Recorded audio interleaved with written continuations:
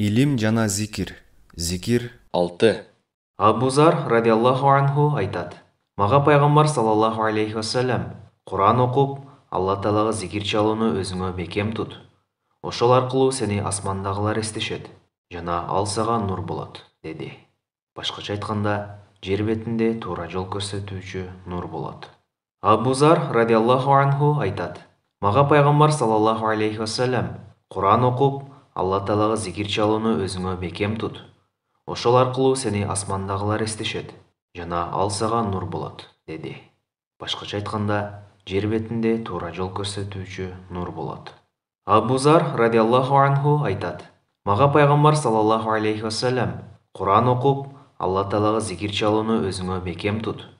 Ошол аркылуу сени асмандагылар эстешет, жана ал сага нур болот, деди. Башкача айтканда, жер бетинде туура жол көрсөтүүчү нур болот. Байхаки